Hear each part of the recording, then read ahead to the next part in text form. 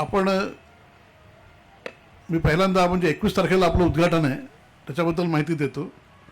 21 तारखेला माननीय नितीनजी तर असतीलच, त्यांच्यासोबत देशाचे कृषी मंत्री माननीय श्री शिवराज सिंग चौहान यांच्या हस्ते आपण याचं उद्घाटन करणार आहोत. सोबत आपल्या महाराष्ट्राचे कृषी मंत्री श्री दत्तात्रयजी भरणे हे पण येणार आहेत आणि कृषी राज्यमंत्री श्री आशिषजी जयस्वाल आणि डॉक्टर पंकज भोयर हे देखील आपल्या उद्घाटनाच्या समारंभाला असणार आहे. याशिवाय आपण दरवर्षी काही जी आपल्या शेतीविषयक ज्या संस्था आहेत त्यांच्या काही मान्यवरांना बोलवतो. तर आपल्या इथे डॉक्टर मिनेश शहा जे NDDBचे CMD आहेत, म्हणजे अध्यक्ष व्यवस्थापकीय संचालक आहेत.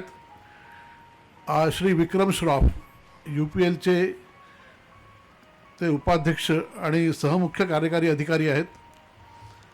तसंच crop care federation of India लिमिटेडचे अध्यक्ष श्री दीपक शाह, नंतर टाफेचे अध्यक्ष आणि संचालक श्री TR केसवन, DCM श्रीरामचे श्री अजय श्रीराम, सोनालिकाचे श्री रमण मित्तल आणि महिंद्राचे त्यांचं जे फार्म इक्विपमेंट डिव्हिजन आहे त्यांचे अध्यक्ष श्री विजयराम नाकरा आणि बायोस्टॅट इंडिया लिमिटेडचे अध्यक्ष श्री खोराकीवाला हे आपल्यासोबत इथे राहणार आहेत या कार्यक्रमाला.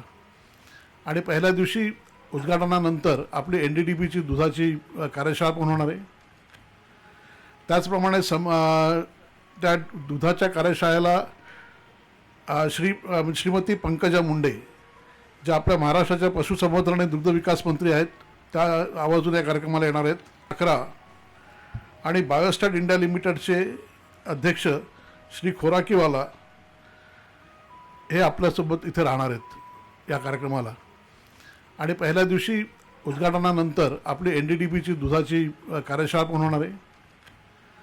त्याचप्रमाणे त्या दुधाच्या कार्यशाळेला श्रीमती पंकजा मुंडे ज्या आपल्या महाराष्ट्राच्या पशुसंवर्धन आणि दुग्धविकास मंत्री आहेत त्या आवर्जून या कार्यक्रमाला येणार आहेत. नंतर आपल्याकडे 22 तारखेला श्री जयकुमार रावल आणि श्री जयकुमार गोरे हे 23 तारखेला इथे येणार आहेत. आणि समारोपाला महाराष्ट्राचे मुख्यमंत्री आपले श्री देवेंद्रजी फडणवीस हे राहणार. त्यासोबतच हरियाणाचे मुख्यमंत्री श्री नायब सिंग सैनी हे देखील समारोपाच्या कार्यक्रमाला असणार आहेत. आणि समारोपाला श्री चंद्रशेखरजी बावनकुळे आपले पालकमंत्री हे देखील असणार आहेत. ते साधारणतः मान्यवर या 3-4 दिवसामध्ये आपल्यासोबत असतील. यांचे मार्गदर्शन आणि आशीर्वाद आपल्याला मिळणार आहेत. आणि आता 16व्या ॲग्रोव्हिजनच्या तयारीबद्दल सांगायचं तर यावर्षी देखील आपल्याकडे प्रदर्शनाकरता सर्व संस्थांनी चांगला सहभाग दिलेला आहे. साधारणतः 500पेक्षा जास्त कंपन्यांचे आपल्याकडे स्टॉल्स राहतील. आणि श्री शिरसाट साहेब इथे आहेत. यावर्षीचं मुख्य आकर्षण एक्झिबिशनचं म्हणजे पहिल्यांदाच आपल्याकडे आपण दरवर्षी MSMEचं दालन ठेवतो, स्टार्टअपचं दालन ठेवतो, पण यावर्षी MSMEचे जवळपास 60 असे लघु उद्योजक जे शेतीविषयक व्यवसायात आहेत ते आपल्या इथे त्यांचे स्टॉल्स लावणार आहेत. आणि त्यासोबत जवळपास 100 ते 125 ज्यांना आपण स्टार्टअप्स म्हणतो ॲग्रिकल्चर फील्डमधले ते इथे राहतील.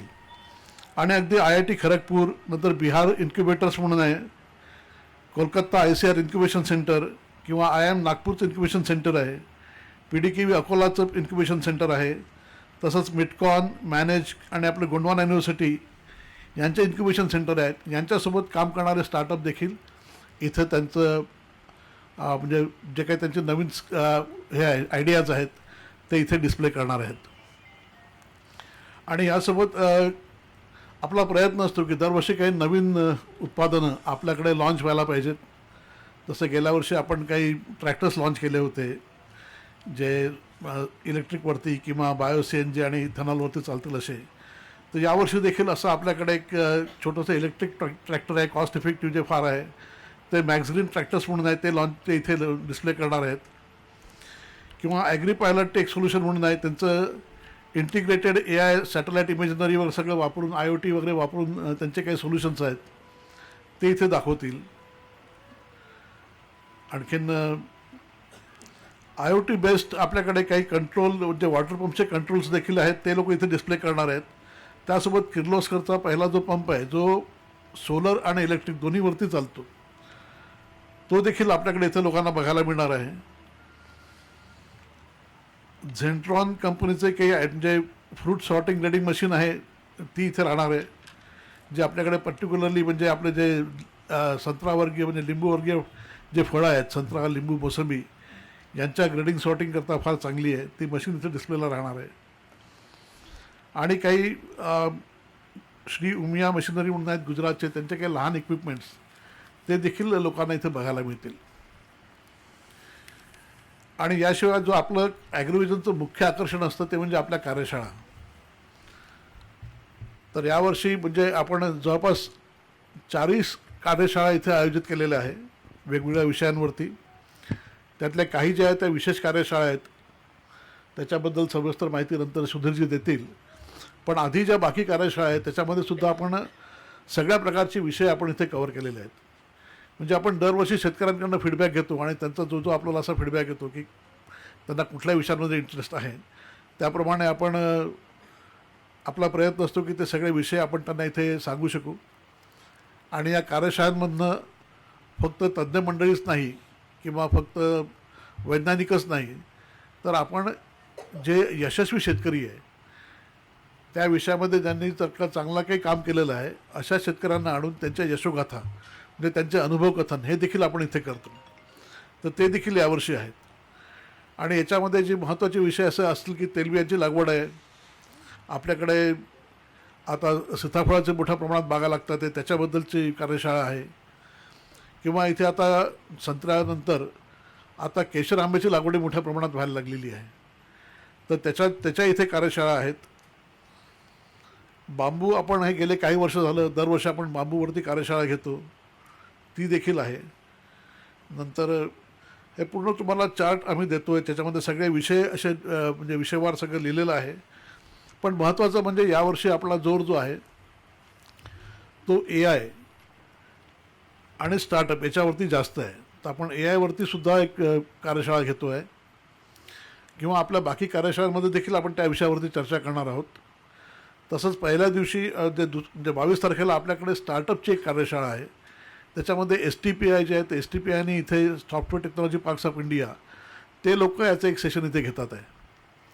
आणि आपण शेतकऱ्यांकरता झालं पण त्यासोबत आपण उद्योजकांकरताही काम करतो, तर अन्न प्रक्रिया उद्योग या विषयावरती आपण एक कार्यशाळा घेतलेली आहे. तर त्या कार्यशाळेमध्ये ITC जी कंपनी आहे ती ITC कंपनी आणि आपल्या इथलं लक्ष्मीनारायण इन्स्टिट्यूट ऑफ टेक्नॉलॉजी जी आहे त्यांचं अल्युमिनाय असोसिएशन आहे, तर लिट्टाचे काही लोक हे मिळून असं एक दिवसाची परिषद ही आपण आपल्या इथे ठेवलेली आहे अन्न प्रक्रिया उद्योगावरती. त्याच्यामध्ये जे आपले इथे उद्योजक आहेत त्यांना या विषयामध्ये काय संधी आहे, किंवा कोणाला नवीन उद्योग सुरू करायचा असला तर त्याच्याकरता कशा पद्धतीने त्यांना मदत घेता येईल, त्यांना कसं सोयीचं होईल, याबद्दलचं पूर्ण मार्गदर्शन राहणार आहे. तर अशा पद्धतीने आपला प्रयत्न आहे की 4 दिवसामध्ये इथे शेतकऱ्यांना, शेतीशी संबंधित व्यावसायिकांना, त्यासोबतच ज्याला आपण अलाइड म्हणतो जसं डेअरी असेल आहे, फिशरी असेल आहे, त्या विषयाचं किंवा शेळी मेंढी पालन करणारे लोक असतील आहे, बी किपिंगवरती आपण एक इथे मोठं 2 दिवसाचा वर्कशॉप ठेवलेला आहे.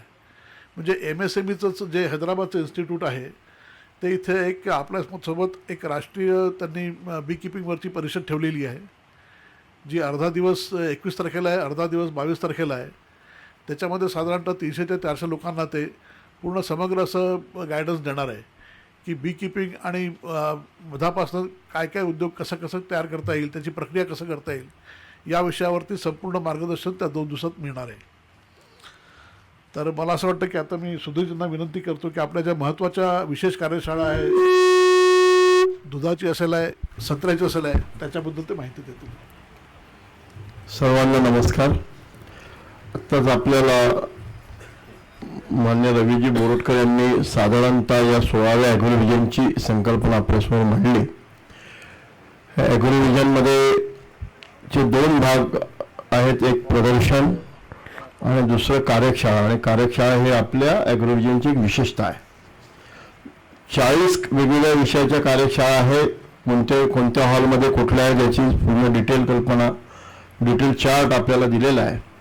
पण दरवर्षीच आपण या कार्यशाळेच्या व्यतिरिक्त विशेष अशा कार्यशाळा घेतो. यावर्षी 4 दिवसाच्या ॲग्रोव्हिजनमध्ये ह्या 4 विषयावर आपण कार्यशाळा घेतल्या आहेत. या कार्यशाळेला उपस्थिती म्हणाल तर साधारणतः कमीत कमी 3000 ते जास्तीत जास्त 5000पर्यंत शेतकरी एका विषयाच्या कार्यशाळेला उपस्थित राहतील अशी आमची अपेक्षा आहे आणि अशा प्रकारचं साधारणतः नियोजन झालेलं आहे.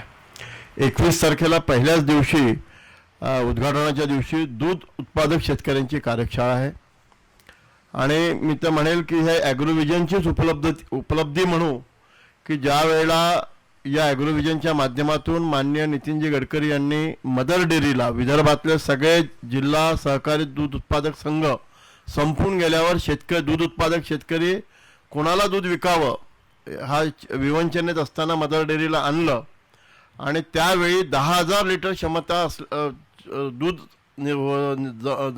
संकलन होत असलेल्या नागपूरची आपली सिव्हिल लाईनची डेअरी ही मदर डेअरीला दिली. आज तिथे रोज 5 लाख लिटर, तीच दूध डेअरी, तेच कार्यक्षेत्र आणि तेच शेतकरी, म्हणजे 10 लाखावरनं 5 लाखावर गेलो. आणि आपल्याला आठवत असेल मागच्या वर्षीच्या याच कार्यशाळेमध्ये दूध उत्पादकांच्या कार्यशाळेमध्ये 10 लाख क्षमतेचं आपण दुसरं प्रोसेसिंग प्लांट बुट्टीपुरे MIDC मध्ये त्याचं भूमिपूजन केलं होतं. त्या कार्यशाळेमध्ये दिसेल की जवळजवळ त्याचं 70% काम पूर्ण झालेलं आहे. या कार्यशाळेला या राज्याच्या पशुसंवर्धन मंत्री पंकजाताई मुंडे राहणार, NDDBची कंप्लीट टीम राहणार. त्यांचं नेटवर्क कसं आहे, पुढे त्यांच्या काय योजना आहेत आणि दूध उत्पादन वाढीसाठी काय काय केलं पाहिजे या सगळ्याबाबतची माहिती ह्या 21 तारखेच्या कार्यशाळेला होईल आणि पूर्ण 11 जिल्ह्यातनं या कार्यशाळेला दूध उत्पादक शेतकरी उपस्थित राहतील. ही 21 तारखेची कार्यशाळा आहे. 22 तारखेला पुन्हा अशीच किमान 3000 आणि जास्तीत जास्त 5000 असे ऊस उत्पादक शेतकऱ्यांची कार्यशाळा आहे. यावेळेला शेतीमध्ये जसं आता रवीजीने सांगितल्याप्रमाणे ऊस उत्पादन असो, संत्रा उत्पादन असो किंवा कुठलंही पीक असो, कुठल्याही शेतीतलं पीक असो, याला आधुनिक तंत्रज्ञानाची जोड देण्याच्या दृष्टिकोनातून आर्टिफिशियल इंटेलिजन्स, शेतीमध्ये कृत्रिम बुद्धिमत्तेचा उपयोग ही गोष्ट आता काळाची गरज झालेली आहे. आणि यावर या वर्षीच्या सर्वच कार्यशाळेमध्ये ज्या पिकाची कार्यशाळा असेल त्या पिकाच्या कार्यशाळेमध्ये हा छोटासा भाग येणारच आहे.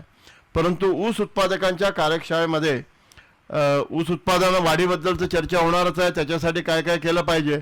पण या कृत्रिम बुद्धिमत्तेचा उपयोग ऊस उत्पादन वाढीसाठी कसा करायचा याबाबतचे पश्चिम महाराष्ट्रामध्ये हे ॲग्रिकल्चर डेव्हलपमेंट ट्रस्ट आहे बारामतीला, त्यांनी 1000 हेक्टरवर याची ट्रायल घेतलेली आहे. आणि जिथे 100 टन उत्पन्न हे आपल्याला स्वप्न वाटत होतं, या कृत्रिम बुद्धिमत्तेच्या उपयोगाने म्हणजे AIच्या माध्यमातून आता एका एकरामध्ये 200 टनाचं उद्दिष्ट हे ऊसाच्या पिकाचं ठेवलेलं आहे आणि त्याचे प्रयोग 1000 हेक्टरवर चालू आहे. याही बाबतीमध्ये आम्ही माननीय नितीनजींच्या गडकरी साहेबांच्या मार्गदर्शनात आणि त्यांनी आम्हाला पाठवल्यामुळे जो 71 शेतकरी ऊस उत्पादक शेतकरी आम्ही बारामतीला गेलो. बारामतीवरनं ते सगळं बघून आलो त्यांचं. आणि इथे आल्यावर ॲग्रोव्हिजनचा तसा रिसर MOU ॲग्रिकल्चर डेव्हलपमेंट ट्रस्ट बारामतीसोबत झालेला आहे. त्यामुळे ऊस उत्पादकांची कार्यशाळा 22 तारखेला पूर्ण दिवसभर होईल. यालाही सुमारे 5000 शेतकरी उपस्थित राहतील आणि 100 टनाहून 200 टनापर्यंत कसं उत्पन्न न्यायचं याच्याबद्दलची चर्चा दिवसभर त्या दिवशीच्या चर्चासत्रात होईल. हा 22 तारखेला म्हणजे दुसरा दिवस असेल आपला. 23 तारखेला फार्मर प्रोड्युसर कंपनी हा एक शेतकऱ्यांच्या दृष्टिकोनातून शेतकऱ्यांनी तयार केलेला माल त्याच्यावर त्यांनीच प्रक्रिया करायची आणि त्यांनीच तो विकायचा, याच्याशिवाय शेतकऱ्याला फायदा होऊ शकत नाही, ही संकल्पना ज्या फार्मर प्रोड्युसर कंपनीच्या माध्यमातून रुजवल्या जाते या देशामध्ये. त्याच्या अनुषंगाने मागच्या 3 ॲग्रोव्हिजनपासून आपण फार्मर प्रोड्युसर कंपनीच्या मध्ये जे शेतकरी काम करतायत पूर्ण विदर्भामध्ये त्यांना एकत्र करण्याचा प्रयत्न करतोय. आणि त्याचाच भाग म्हणून 23 तारखेला ही पुन्हा साधारणतः 5000 फार्मर प्रोड्युसर कंपनीच्या सभासदांची कार्यशाळा त्या ठिकाणी होईल. मग त्यामध्ये जे काही सक्सेसफुल स्टोरीज आहेत त्या या कार्यशाळेला त्या दिवशी ॲग्रिकल्चर डेव्हलपमेंट ट्रस्ट बारामतीचे विश्वस्त डॉक्टर प्रताप पवार उपस्थित राहणार आहेत. सह्याद्री जी आपले फार्मर प्रोड्युसर कंपनी आहे नाशिकची, त्याचे शिंदे सर त्या दिवशी उपस्थित राहणार आहे. आणि प्रत्यक्ष विदर्भात देखील ज्यांचं काही फार्मर प्रोड्युसर कंपन्यांचा टर्नओव्हर हा 50 कोटीच्या पेक्षा देखील आज क्रॉस झालेला आहे, त्यांच्या सक्सेस स्टोरीज, त्यांनी काय काय केलं याची चर्चा दिवसभर त्या ठिकाणी होणार आहे. आणि फार्मर प्रोड्युसर कंपनीचा उद्देशच असा आहे की शेतकऱ्यांनी पिकवावं, त्याचं पॅकेजिंग प्रोसेसिंग त्यांनीच करावं आणि त्यांनीच विकावं, ही संकल्पना या माध्यमातून रुजवण्याचा प्रयत्न आहे. तर 23 तारखेची कार्यशाळा ही या दृष्टीने महत्त्वाची आहे. आणि 24 तारखेला समारोपाचा दिवस आहे, त्या दिवशी देखील संत्रा उत्पादक शेतकऱ्यांची कार्यशाळा आहे. यामध्ये देखील एक मागच्या वर्षभरात म्हणजे जे काही डेव्हलपमेंट झाल्या, आम्ही जवळजवळ माननीय नितीनजी गडकरी यांच्या नेतृत्वात 40 ते 50 शेतकरी स्पेनला गेलो होतो. आणि स्पेनमधली साधारणतः भौगोलिक परिस्थिती, तिथलं पाणी, तिथलं वातावरण, तिथली जमीन हे सगळं सारखं असताना स्पेनमधलं ॲव्हरेज उत्पन्न संत्र्याचं हे 70 टन, 60 ते 70 टन प्रति हेक्टर, आणि सगळं सारखं असताना आपल्या महाराष्ट्रातलं किंवा विदर्भातल्या संत्र्याचं उत्पन्न 8 ते 10 टन, म्हणजे आपल्यापेक्षा 6 ते 7 पट ते उत्पन्न का जास्त घेत आहेत याचा त्या ठिकाणी अभ्यास केला गेला, याची त्या ठिकाणी माहिती घेतली गेली. आणि त्या माहितीच्या आधारे आपल्याला कल्पना असेल की आम्ही वापस आल्यावर एक साधारणतः 700 शेतकऱ्यांचं वनामतीला त्या ठिकाणी खूप मोठा चर्चासत्र झालं होतं. आणि त्याचा परिणाम म्हणून मी तुम्हाला सांगतो की मोठ्या प्रमाणावर त्यातल्या काही ज्या गोष्टी आपल्याला करता येऊ शकतात त्या करण्यासाठी शेतकरी पुढे सरसावलेले आहे. आणि मोठ्या प्रमाणावर स्पेन आणि इस्रायलच्या तंत्रज्ञानाचा वापर करून विदर्भात आता संत्रा उत्पादक शेतकरी संत्र्याचं पीक घ्यायला लागलेला आहे. म्हणजे त्याच्यामध्ये येतात की बेडवर लागवड केली पाहिजे जी आपल्याला माहीत नव्हती, डेन्सिटी वाढवली पाहिजे. आपण 20 फुटावर संत्र्याचं झाड लावत होतो, ते 10 फुटावर लावलं गेलं पाहिजे. सिंगल एकतर ड्रिपचा वापर करत नव्हतो, केलेला माणूस सिंगल लॅटरल करत होता, तो डबल लॅटरल केलं पाहिजे. झाडाची छटाई केली पाहिजे, झाडाचा वाग दिला पाहिजे, आर्चिंग आणि प्रुनिंग केलं पाहिजे. या सगळ्या गोष्टीची चर्चा. आणि पुन्हा संत्र्यामध्ये आर्टिफिशियल इंटेलिजन्स, म्हणजे कोणत्याही क्रॉपमध्ये ते असावं, पण साधारणतः मोठ्या प्रमाणावर ऊसामध्ये आणि संत्र्यामध्ये या कृत्रिम बुद्धिमत्तेचा उपयोग व्हायला लागलेला आहे. आणि याचीही चर्चा या 24 तारखेच्या संत्रा उत्पादक शेतकऱ्यांच्या कार्यशाळेमध्ये होणार आहे. 4ही कार्यशाळा म्हणून त्या क्षेत्राचे साधारणतः 20,000 शेतकरी हा लाभ घेतील. आणि मग त्यांच्या माध्यमातून त्यांच्या भागामध्ये या क्षेत्रामध्ये पुढे काम होईल. अशा या 4 महत्त्वाच्या कार्यशाळा 4 दिवस आहे. आपल्याला मी विनंती करतो की हाच खरा विदर्भातल्या शेतकऱ्याला त्याच्या आर्थिक विकासाचा किरण दाखवणारा मार्ग आहे. त्याच्यामुळे या 4 कार्यशाळेची माहिती आपल्या माध्यमातून जास्तीत जास्त शेतकऱ्यांना व्हावी या दृष्टिकोनातून आपण प्रसिद्धी द्यावी. आणि अतिशय या क्षेत्रातले सगळे तज्ज्ञ जे अवेलेबल बेस्ट इन इंडिया असे सगळे तज्ज्ञ या 4ही कार्यशाळेला त्या विषयातले या ठिकाणी येणार आहे. तर याची माहिती आपण सगळ्यांना द्यावी हीच आपल्याला विनंती. धन्यवाद. काही विचारायचं असेल तर विचार.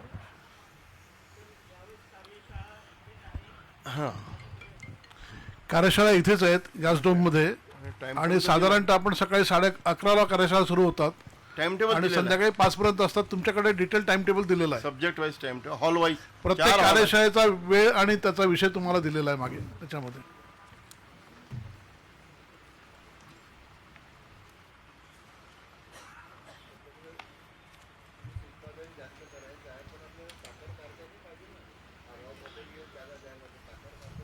साधारणतः बघा एक नाही, आपलं अगदी म्हणणं बरोबर आहे की साधारणतः 2005-06 पर्यंत विदर्भात जवळजवळ 22 साखर कारखाने निघाले होते आणि बंद पडले होते, ही वस्तुस्थिती आहे.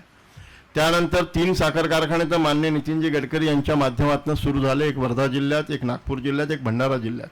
आणि मला सांगताना आनंद होतो की आता पश्चिम महाराष्ट्रातली मंडळी या भागातली ही बंद पडलेली साखर कारखाने विकत घेऊन पुन्हा चालू करतात. आज यवतमाळ जिल्ह्यामध्ये 3 साखर कारखाने जे बंद पडले होते, वसंत पुसद, पुष्पावती, हे कारखाने पश्चिम महाराष्ट्रातल्या ग्रुपने, एक कारखाना नॅचरल शुगरने विकत घेतला, एक कारखाना आपल्या हिंगोलीचे खासदार त्यांनी त्या ठिकाणी विकत घेतला, एक यवतमाळचा त्या डिग्रसच्या आजूबाजूचा कारखाना, आर्णीचा कारखाना यवतमाळच्याच वाधवानीने विकत घेतला. त्यानंतर आपल्या इथे नागपूर जिल्ह्यातला जो श्रीराम सहकारी साखर कारखाना होता तो महाडी ग्रुपने विकत घेतला. 22 कारखाने बंद पडले होते, परंतु ह्या 22 पैकीच गडकरी साहेबांनी फक्त पूर्ती हा नव्याने केला. आपण पण 2 कारखाने विकत घेतले होते. आज जवळजवळ 10 कारखाने पुन्हा विदर्भामध्ये साखर कारखाने सुरू झालेली आहे. ही देखील एक आनंदाची शेतकऱ्याच्या दृष्टीने, त्याला क्रॉप पॅटर्न बदलण्याच्या दृष्टिकोनातून पुन्हा नव्याने संधी निर्माण झाली आहे. 2000 सगळ्यात महत्त्वाचं की वसंतदादा शुगर इन्स्टिट्यूट ही या ऊस उत्पादन क्षेत्रातले संशोधन करणारी आणि याला ॲडव्हाइस करणारी संस्था आहे, ज्याचे शरद पवार साहेब अध्यक्ष आहे. साधारणतः अर्ध मंत्रिमंडळ कोणत्याही पक्षाचं असलं तरी त्याचे सभासद असतात. हे VSIचं केंद्र हे पुण्याला होतं. याचे उपकेंद्र हे अगदी नागपूरपासून 34 किलोमीटरवर म्हणजे बुट्टीबोरीपासून 7 किलोमीटरवर उपकेंद्र हे VSIचं विदर्भामध्ये निर्माण झालेलं आहे. 200 एकर जागा घेतली आहे, त्याच्यापैकी 60 एकरवर प्रात्यक्षिक प्लॉट सुरू झालेले आहेत. विदर्भाच्या वातावरणामध्ये कोणत्या ऊसाच्या जाती ह्या टिकू शकतील, कोणत्या थोडी लागवड पद्धती काय बदलली पाहिजे याचा अभ्यास करण्यासाठी या क्षेत्रातली वसंतदादा शुगर इन्स्टिट्यूटचे उपकेंद्र देखील विदर्भामध्ये निर्माण झालं आहे.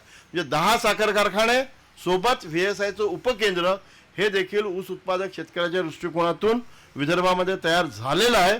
आणि मी तुम्हाला सांगतो, हे सगळे जे काही बंद पडलेले 5-7 कारखाने राहिलेले आहेत ते देखील भविष्यामध्ये सुरू होईल असं साधारणतः चित्र आहे. आणि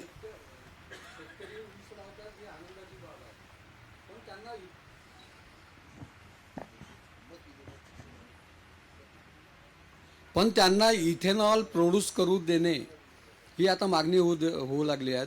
तर तुम्ही ही मागणी कृषी मंत्र्यांकडे रेटून नेणार आहेत का? तर बघा, हे आपण ॲग्रोव्हिजनसाठी बसलो आहे. जे काही नाही, हा मला वाटतं हा आपला विषय नाही आहे. नाही, हा आमचा विषय नाही आहे. विषय हा जरी आमचा विषय फक्त ऊसाची म्हणजे लागवड जास्त व्हावी, ऊसाचं उत्पादन जास्त व्हावं, शेतकऱ्यांना 2 पैसे जास्त मिळावे, त्यांना मग ते इथेनॉलने मिळो, साखरेने मिळो, कसेही मिळो, आहे ना.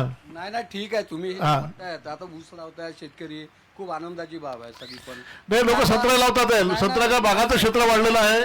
सीताफळ नाही सांगतो तुम्हाला मी. ऐकून तर घ्या. बोला. हे दिवे साहेब म्हणाले आता, म्हणून मी हा प्रश्न विचारला. आता कृषी मंत्री येतात तर तुम्ही ही मागणी रेटून देणार आहेत का? अगदी प्रश्नच नाही, मागणी आहेच ना. कारखाने उत्पादकच फक्त इथेनॉल तयार करतायत, तर शेतकऱ्यांना करू देणार आहात का तुम्ही? शेतकरी बघा, पुन्हा तुम्हाला सांगतो, या इंडस्ट्रीचा तुम्हाला अभ्यास करावा लागेल.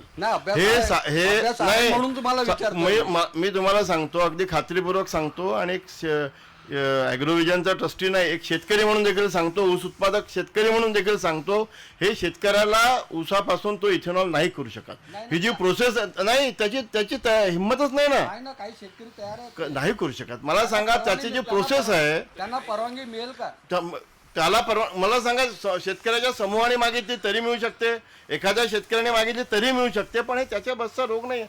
मिनिमम 50 कोटी 70 कोटी 80 कोटी इन्व्हेस्टमेंट करावे लागणारी इंडस्ट्री, त्याचं मार्केटिंग, हे 1-2 शेतकऱ्याच्या बसचा रोग नाही आहे. शेतकऱ्याने ऊस लावून त्याचा जर समजा इथेनॉलला वापरला गेला तर त्याचा जादा भाव मिळू शकतो. आता याच चर्चासत्रामध्ये मक्याच्या बाबतीत देखील एक कार्यशाळा आहे आणि मक्यापासून देखील इथेनॉल बनतो, म्हणजे 2nd जनरेशन इथेनॉल आपल्याला याच्यात दिसेल. 24 नोव्हेंबरला मका आणि इथेनॉल उत्पादन तंत्र यावर देखील कार्यशाळा आहे. म्हणजे त्याच्यामुळे शेतकऱ्याने जास्तीत जास्त ऊस लावून, कारण ऊस हे विदर्भाच्या शेतकऱ्यासाठी डायव्हर्सिफिकेशन ऑफ क्रॉप यामध्ये येतं आणि त्याच्याशिवाय त्याला आता दुसरा मार्ग नाही आहे. ठीक आहे, सांगा ना पवार साहेब भोईटे. नाही, याच्यामध्ये आपण 2-3 ठिकाणाहून बोलवलेले आहेत. एक तर आपल्याकडे जसं ते मी माझ्या कंपनीचं नाव सांगितलं तुम्हाला, तिथनं काही येणार आहेत. काही ॲग्रिकल्चर डेव्हलपमेंट ट्रस्ट जो बारामतीचा आहे, तिथं ज्यांनी गेले 2 वर्ष हा प्रयोग यशस्वीरित्या केला आहेत ते डॉक्टर भोईटे, मायक्रोसॉफ्ट ते स्वतः येणार आहेत. त्यांच्यासोबत ज्या 2-3 कंपन्यांनी याच्यामध्ये, एक ॲग्री पायलट म्हणून कंपनी आहे किंवा एक मायक्रोसॉफ्टचं त्याच्यामध्ये एक तज्ज्ञ माणूस आहे ज्यांनी हा प्लॅटफॉर्म डेव्हलप करायला मदत केली, ती लोक देखील इथे येणार आहेत त्यांच्यासोबत ते बोलायला. हां त्यांना अवॉर्ड देतो ते आहे का यावेळी? तेही आहे ना. आपण जे लोकांना म्हणजे प्रोत्साहन जे करतो तेही राहणार आहेत. आपल्या कार्यशाळेला देखील आपण आवर्जून त्यांना बोलवलेलं आहे बोलायला. आपला प्रयत्न आहे की इथे सगळे जे महत्त्वाचे विषय आहेत त्या सगळ्यांबद्दल आपल्याकडे कार्यशाळा व्हाव्यात. आणि जसं मी आधी म्हटलं तुम्हाला तसं आपण त्यांच्याकडनंच फीडबॅक घेतो की त्यांना कुठल्या विषयावरती करणार आहे, पुरस्कृत करणार आहे आपण त्यांना.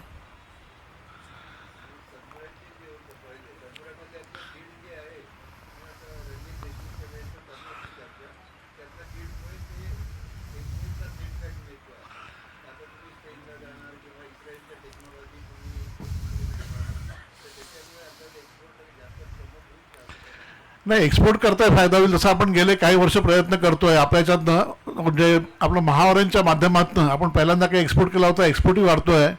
आणि त्याच्यामध्ये अपिडासोबत ॲग्रोजन फाउंडेशननी मध्ये काही कार्यक्रमही केला. त्याच्यामध्ये कसं आहे की साधारणतः एक तर शेतकऱ्याचं उत्पादन वाढलं पाहिजे, नंतर उत्पादनाचा दर्जा वाढला पाहिजे, नंतर एक्सपोर्ट करता जी काळजी घ्यायला लागते तुम्हाला, ग्रेडिंग आहे, पॅकिंग आहे, सॉर्टिंग आहे ना, हे सगळं कशा पद्धतीने करायचं याच्याबद्दलही आपण सांगतो. आणि मग त्यांना आपल्याकडनंच मार्गदर्शन मिळतं की एक्सपोर्ट कसा करता येईल. त्या सगळ्या विषयांवरती आपण इथे करतो. काही वेळेला इथे करतो, काही वेळेला आपण वर्षभरात आपण इतरत्रही काही कार्यशाळा घेत असतो. आपला म्हणजे असा अंदाज आहे की दरवर्षी जसे काही म्हणजे लाखो लोक येतात तसे यावर्षी देखील यावेत. यावर्षी फक्त मला असं वाटतं की जो जागेत झालेला बदल आहे तो तुमच्या माध्यमातून त्यांच्यापर्यंत पोहोचावा. कारण की आपण ज्या ठिकाणी आपण ॲग्रोजन घेत होतो गेली 2 वर्ष दाव्याला, तिथे आता ॲग्रिकल्चर कन्व्हेन्शन सेंटरचं काम महाराष्ट्र सरकारने सुरू केलेलं आहे. त्यामुळे आपल्याला परत जागा बदलून इकडे विद्यापीठामध्ये यायला लागलं आहे. तर हा जागेचा बदल आम्ही आमच्याकडनं प्रयत्न करतो आहे. तुमच्या माध्यमातून देखील त्याला ठळकपणे लोकांपुढे गेला तर मला वाटतं की लोक यायला पाहिजे आपल्याकडे. 2-3 लाख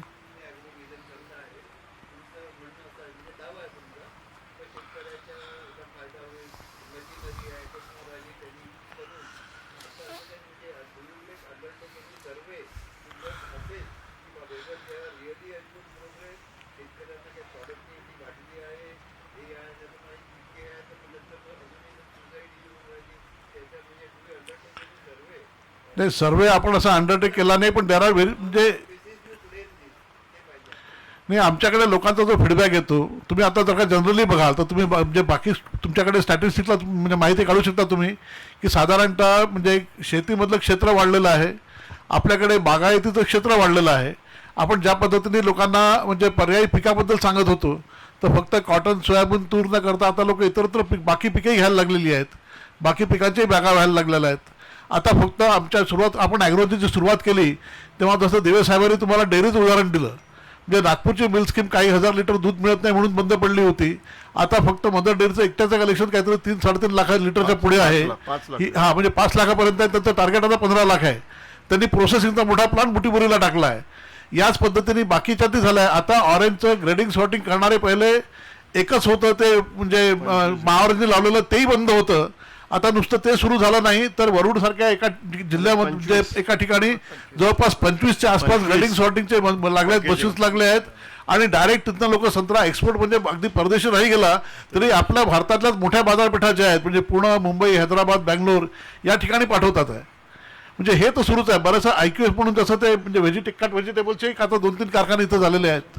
म्हणजे देर आर मेनी पॅरामीटर्स की ज्या पद्धतीने तुम्ही सांगू शकता की याचं हे झालेलं आहे म्हणून. जसं तुम्ही सर्वे केला ना तर तुम्हाला थोडीशी आयडिया येईल की त्यांची त्यावेळेसची परिस्थिती का होईल, आता काही बदलली का, म्हणजे सबसिडियरी इन्कम जसं डेअरी आहे, गो ट्रेनिंग वगैरे, तर त्याच्यामुळे थोडंसं तुम्हाला एक अशी आयडिया येईल बरोबर. मग तुम्ही काय सरळ म्हणू शकाल की एवढ्या लोकांचं हे झालं, काही डेमॉन्स्ट्रेशन प्लॉट आहे, काही गेले समजा व्हिजिट केले तुमच्या एक्सपर्टनी तर ते चांगलं राहील. आमच्याकडे जेव्हा म्हणजे थोडं जास्त रिझर्व्ह सरप्लस जमा होतील तेव्हा आम्ही ते करू. आम्ही आमचा जीव आहे आमच्याकडे, म्हणजे आम्ही आमचा प्रयत्न करतो शेतकऱ्यांना नाही करायला. पण जसं तुम्ही म्हटलं तसे खरंच वेगवेगळे पॅरामीटर्स आहेत ना, त्यातनं दिसतच आहे म्हणजे हे होत आहे म्हणून. आणि सर्वे करणाऱ्या एजन्सीज आहेत इंडिपेंडंट सरकारच्या, त्या करतील, त्या फिगर्स अवेलेबल आहेत, त्याच्यामध्ये काही नाही. आपल्या माहितीकरता सांगायला हरकत नसावी की डॉक्टर पंजाबराव देशमुख कृषी विद्यापीठामध्ये कृषी विस्तार विभागाच्या अंतर्गत MSc आणि PhD करणारे जे विद्यार्थी असतात त्यापैकी 2 विद्यार्थ्यांना अशा प्रकारचा संशोधन प्रकल्प जो असतो तो दिलेला आहे की आपलंच नाही एक्झिबिशन, पंजाबराव देशमुख कृषी विद्यापीठाचं आपलं ह्या एक्झिबिशनच्या माध्यमातून, कार्यशाळेच्या माध्यमातून शेतकऱ्यांना, तरुण शेतकऱ्यांविषयीचा फायदा होतो का, आणि त्याच्या निष्कर्षापर्यंत अजून यायचं आहे. पुढच्या वर्षी आपले निष्कर्ष तुम्हाला सादर करू शकू. पण जे काही आमच्याकडे ते ॲपरंटली जे काही लोक समोर आलेले आहेत त्याच्यामध्ये तुम्हाला सांगण्याकरता आनंद होतो की कोविडच्या नंतर रिव्हर्स मायग्रेशन झालेलं आहे. जे लोक शेतीमधून सोडून दुसरीकडे इतरत्र काही कामानिमित्त, लहान कामानिमित्त मायग्रेशन जे त्यांचं अर्बन एरियामध्ये झालं होतं ते आता रिव्हर्स मायग्रेशन होऊन आता शेतीकडे ते वळलेले आहेत. हा प्रमाण कमी आहे पण ते वाढत आहेत, वाढेल आणि त्याचं आकर्षण शेतीचं त्यांना निर्माण झालं आहे. ही त्यातली मोठी गोष्ट आहे.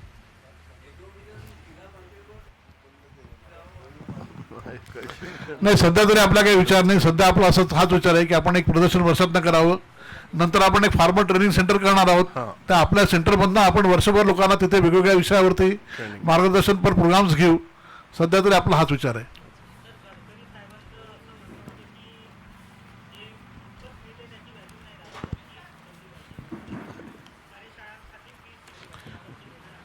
त्यांचा आग्रह असतो पण आपण रजिस्ट्रेशन यावेळेला सुरू केलं. आपण लोकांना गुगल फॉर्म पाठवले आहेत आणि त्यांनी आपल्याला रजिस्टर करून त्या लोकांकरता आपण हे करणार आहोत.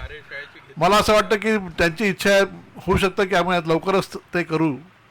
पण सध्या तरी आपण फक्त रजिस्ट्रेशनवरती आहोत. पहिला हा अनुभव घेऊन बघू. आणि आपण जे लहान प्रोग्राम करतो ते मात्र आपण आता पेड करतो. जसं मध्ये आम्ही जे AI वरती संत्रामध्ये करता एक प्रोग्राम केला होता वनामतीला, तिथं पहिल्यांदा हा प्रयोग केला. त्याच्यानंतर अजून एक आम्ही प्रोग्राम केला त्याच्या आंब्याचा, त्याच्यामध्ये केला आम्ही. आता बाकी जे वर्षभर आपण कार्यक्रम घेतो ते आम्ही आता पेड करतो. धन्यवाद.